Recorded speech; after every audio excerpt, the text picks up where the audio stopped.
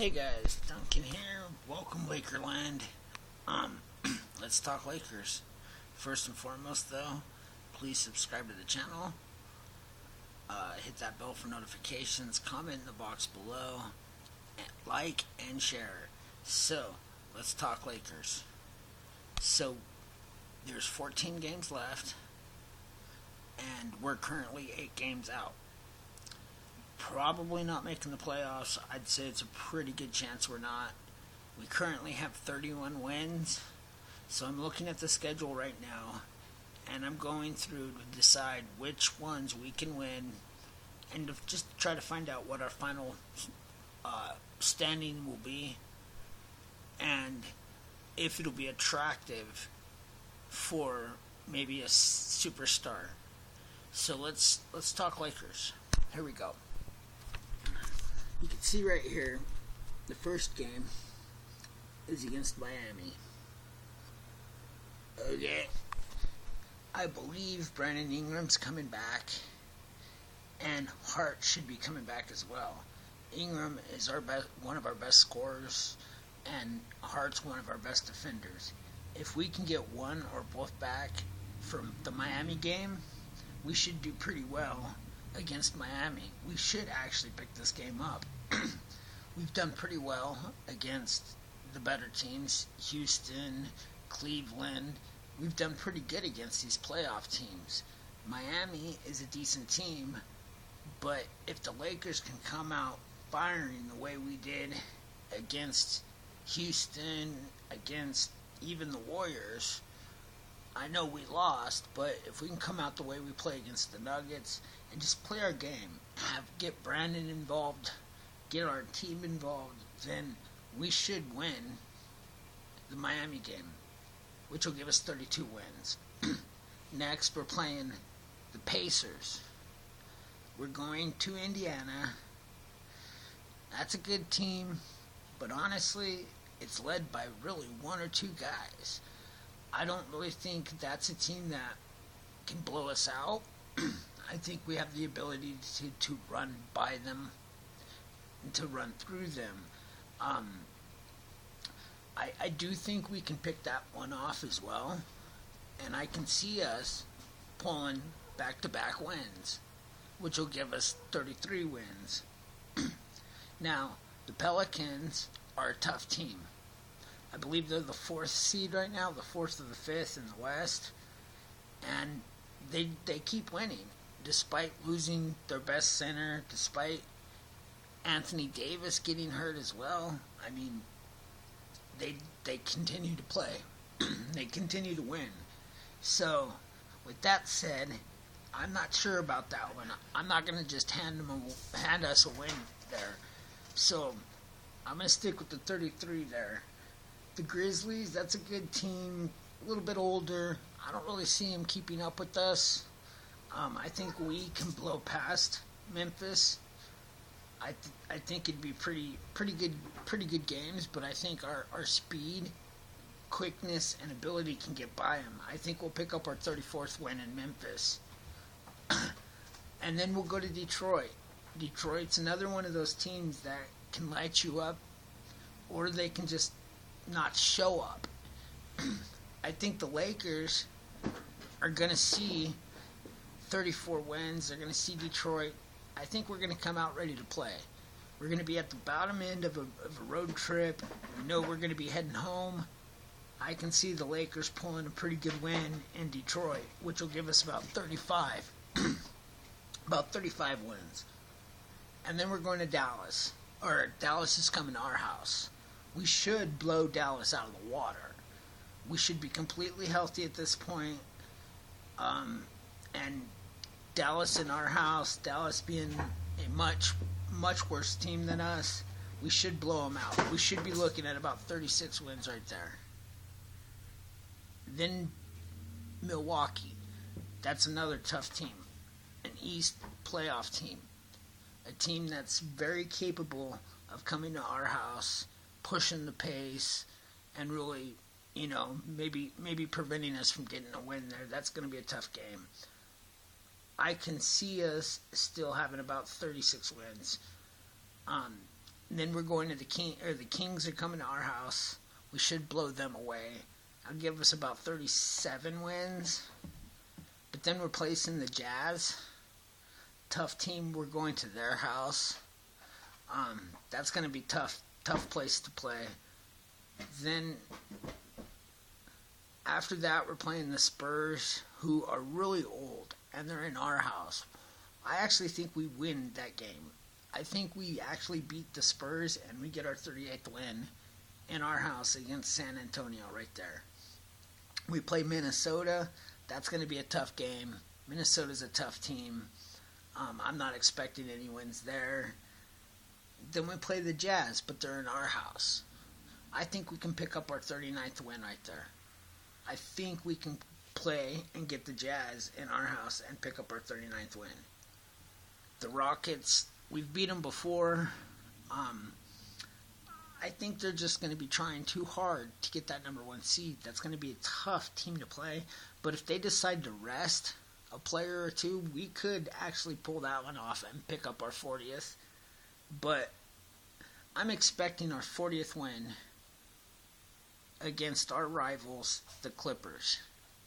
And if we can finish with a 40-42 record, we would be an ideal destination in free agency. And let me start my free agency by saying this. First thing we need to do is I want to sign LeBron James to a 4-year, $120 million deal with $28 million of it year 1. Okay, now, why would LeBron James leave? Okay, why would LeBron James want to leave Cleveland? Well, Cleveland's not really set up for him. The owner doesn't really care for him, and they're not going to allow him to continue running the team. Magic respects LeBron. Magic will let LeBron get some word in. Remember, Magic's learning to do this job. Rob Pelinka's learning to do this job. Luke Walton is learning to do this job. LeBron James has put together a team. He's been a GM. He's kind of even been a coach on the court. So, my first pickup, let's do LeBron James. Okay, could you imagine LeBron getting passes from Lonzo?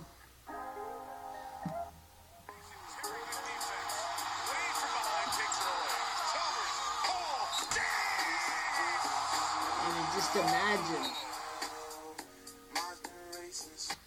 LeBron's ability to pass mixed with Lonzo's ability to pass, mixed with Brandon Ingram. Okay, that's right there. Those three alone are an ideal passing trio, let alone scoring. So LeBron is easily my first pickup, and I do think he signs a multi-year deal with some options, but that first year is going to be at $28 million. He'll take a little bit of a Kevin Durant type deal in order to come play on a championship level team. So with that being said, the next thing I'm doing is I'm re-signing Isaiah Thomas. Okay? Isaiah's a guy who's going to come off the bench for Lonzo, and he's going to do this. He's going to score. That's what we want him to do. Score. Okay? And yes, he can pass. He's not that bad at it.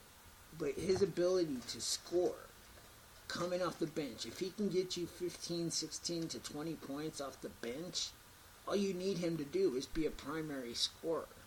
And that's really what he's for. So, what I would pay Isaiah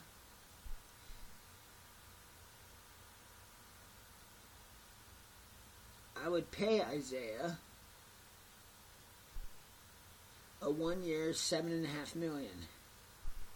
which I think will be like a prove-it deal for him.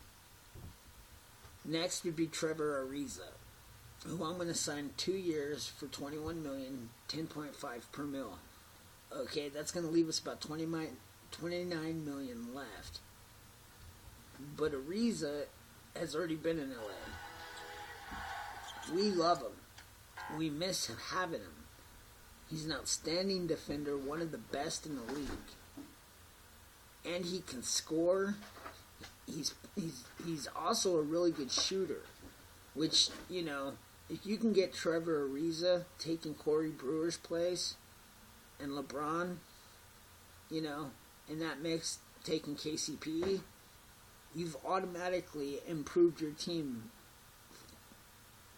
a lot, okay? Because LeBron's going to bring you about 15 points a game, and Ariza's going to get, or 15 games a season, I mean.